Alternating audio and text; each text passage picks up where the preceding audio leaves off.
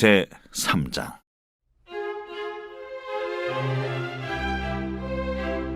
사람이 만일 화목제의 제물을 예물로 드리되 소로 드리려면 수컷이나 암컷이나 흠없는 것으로 여호와 앞에 드릴지니 그 예물의 머리에 안수하고 회막문에서 잡을 것이요 아론의 자손 제사장들은 그 피를 제단 사방에 뿌릴 것이며 그는 또 그 화목제의 제물 중에서 여호와께 화제를 드릴지니 곧 내장에 덮인 기름과 내장에 붙은 모든 기름과 두 콩팥과 그 위의 기름 곧 허리 쪽에 있는 것과 간에 덮인 거풀을 콩팥과 함께 떼어낼 것이요 아론의 자손은 그것을 제단 위에 불 위에 있는 나무 위의 번제물 위에서 살을지니 이는 화제라 여호와께 향기로운 냄새니라.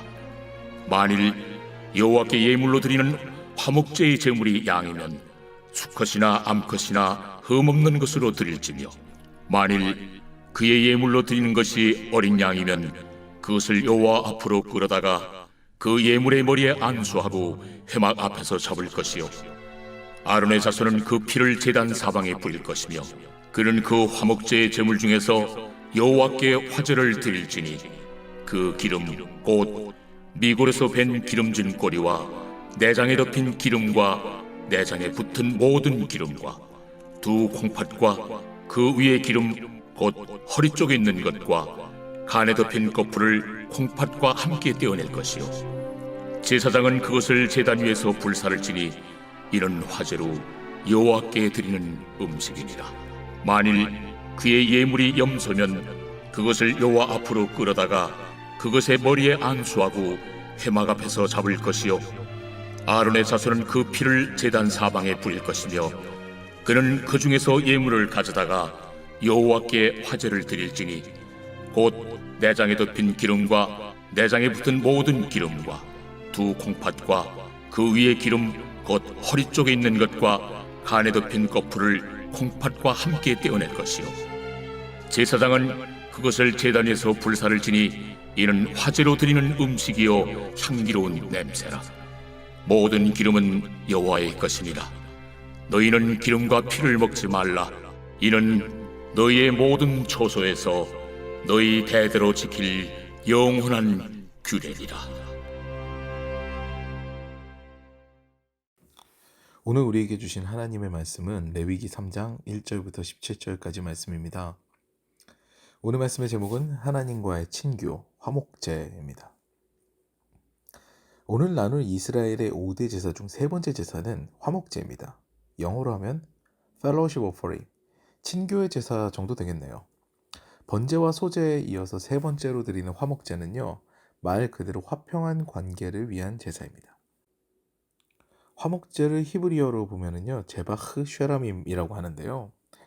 이는 동물을 사륙하여 죽이다, 제사하다 라는 의미의 자바흐라는 단어와 완전한, 공평한, 정의로운 이라는 뜻을 가진 쏴렘이라는 단어가 결합되어서 제사를 드림으로 온전한 관계를 희망합니다 라는 의미로, 그런 뜻으로 발전된 것입니다.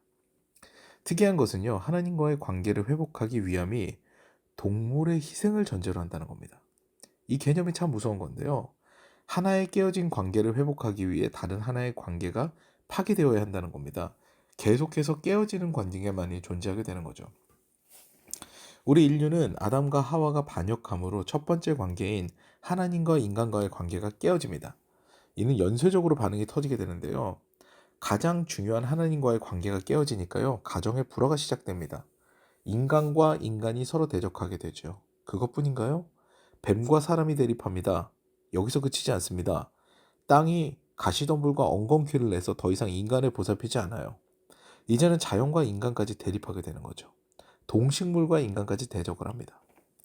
하나님과의 관계가 깨어지면요, 이렇게 보듯이 결국 모든 관계가 다 무너져 내리게 돼버리는 거죠. 하나님과의 관계가 끊어지고 난 다음에 이제는 하나님의 원칙이 아니에요. 비정하고 냉정한 세상의 논리가 세상을 지배합니다. 너 이걸 원해? 그렇다면 이걸 내놔. 다른 고대의 신들이 요구했던 것과 같은 그런 세상의 논리가 이제 이 세상에 만연하게 된 거죠. 이 세상의 논리에는 늘 대가가 필요합니다. 내가 무언가를 얻기 위해서는 그 이상의 값어치를 지불해야 되는 거죠. 오늘 화목제사도 이 연장선에 있습니다. 우리가 하나님과의 관계가 깨어졌는데 이제 그 관계를 회복하기 위해서는 뭔가 대가가 필요하다는 거죠. 그것이 바로 동물의 희생입니다. 그런데 이 화목제는 희생 이상의 가치가 있습니다. 동물의 희생이 수반이 되지만요. 화목제는 모든 관계의 회복을 의미하는 그런 상징들이 숨어 있죠. 먼저 하나님과의 관계 회복을 위한 제사입니다. 그런데 그것으로 끝나지 않아요. 친교의 시간은 제사 시간만 국한되지 않습니다. 제물을 제사장에게 일부러 돌립니다. 그리고 나머지는 함께 제사한 사람들과 나누면서 즐거운 시간을 갖습니다. 나누어 먹는 그런 친교의 시간이 있다는 거죠.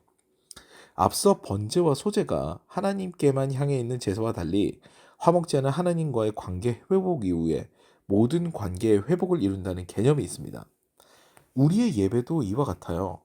우리는 어제와 그저께 번제와 소제를 보면서 공적인 예배, 전적인 헌신이 필요한 나의 모든 것을 드리는 그런 공적 예배, 그리고 일상에서 주님을 기억하면서 예배하며 주님과 동행하는 것들, 이런 부분에 대해서 배웠습니다.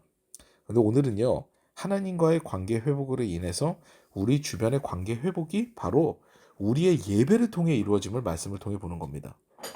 하나님과의 관계가 깨어짐으로 다 어그러졌던 관계는요, 어떻게 회복이 됩니까? 하나님과의 관계 회복을 통해 우리의 예배 가운데 하나님을 만나고 그 가운데 우리가 진실하게 드리는 예배 가운데 하나님을 만날 때 그 회복이 일어나게 되는 것이죠. 근데 우리의 대가는 어디 있습니까? 우리 화목 제물을 바쳐야 되잖아요. 이것이 중요한 부분이죠.